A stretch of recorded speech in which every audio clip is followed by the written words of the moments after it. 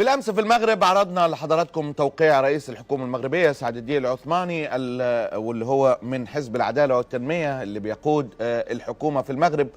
عرضنا توقيعه على اتفاق التطبيع مع كوشنر وممثل جيش الاحتلال. سعد الدين العثماني كان حاضرا اللقاء زي ما تابعنا سويا.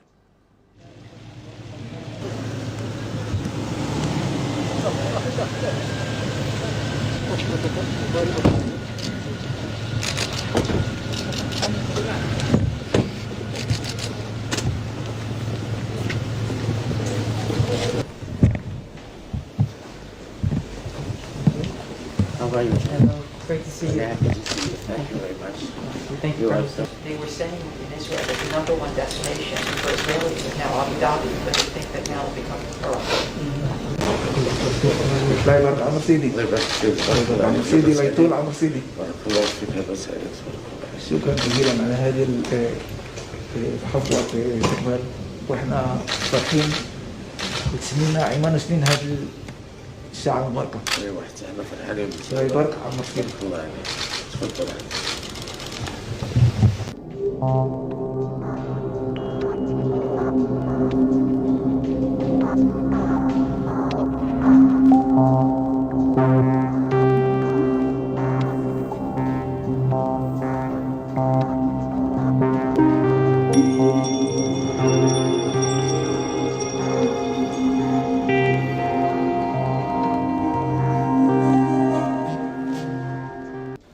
دي كانت المراسم ودي كانت لحظة توقيع العثماني على اتفاق التطبيع. نعم سيدي عزك الله. Signature of the joint declaration between the Kingdom of Morocco, the United States of America and the State of Israel. For the Kingdom of Morocco, the agreement will be signed by Mr. Salah ad-Din al-Uthmani, Chief of the Government, and for the United States of America by Mr. Jared Kushner, Senior Advisor to the President. And on behalf of the Israeli state, it will be signed by Mr. Meir bin Shabat, National Security Advisor and Head of the National Security. هي المفارقة مدهشة، يعني مدهشة فعلا. أنا مش عارف اللي بيقدم المؤتمر على التلفزيون المغربي بيقول صلاح الدين ده قاصد ولا نسي اسم رئيس وزراء بلاده اللي هو مش لسه جاي امبارح، ولا الاسم اتكتب قدامه غلط، ولا ربنا حط الاسم ده على لسانه في هذا التوقيت. ما هتبقاش عارف. ويوم ما يغلط في اسم رئيس الحكومة يقول صلاح الدين. سبحان ربك، صلاح الدين محرر القدس، فيغلط في اسم سعد اللي بيوقع على التطبيع باسم صلاح الدين. شتان الفارق يعني.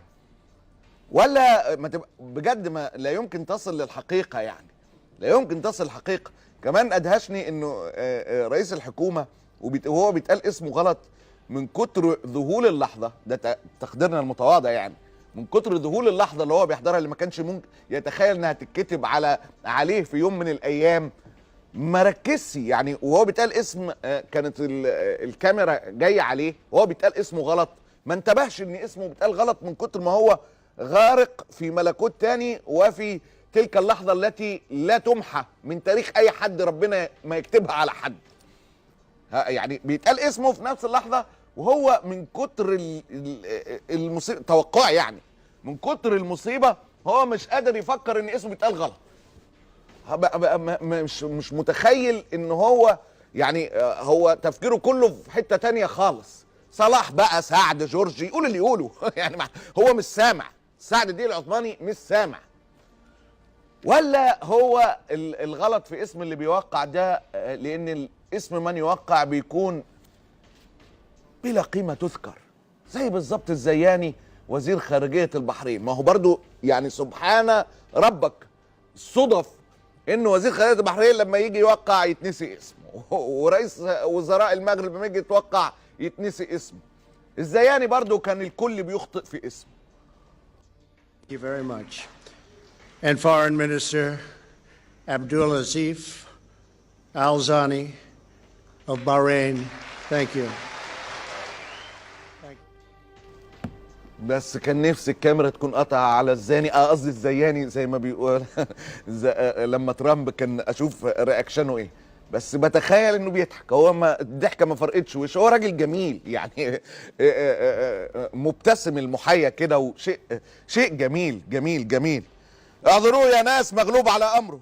المره اللي فاتت كان ترامب، المره دي الخطا جه من المغرب، يعني اللي بيقدم مؤتمر مغربي وده رئيس وزراء، وممكن كمان اللي بيقدم المؤتمر كمان كان في وضع، ما هو برضه هو وضع بائس للكل. ما حدش اكيد كان لا ده كان نفسه يقدم المؤتمر ده، يعني اللي بيقدموا المؤتمرات الرئاسيه او الملكيه مثلا في المغرب اكيد لو في 2 أو 3 انا مش عارف، بس اكيد بيبقى في تنافس بشري طبيعي ان مين يقدم المؤتمرات ومين يحضر المؤتمرات، وممكن ده يدي لده كتف، يعني زي ما بيحصل في كل الدنيا يعني. اداء بشري مفهوم، لكن اكيد في هذا المؤتمر ما كانش فيه تنافس، كان الناس بترجع للخلف، وان الامر جه بالامر، يعني تقديم المؤتمر ده بالامر مش بالصراع. الصراع كان على الزواغان على انه ما يحضرش، فهو كمان حتى اللي بيقدم المؤتمر حالته ما يعلم بها الا ربنا.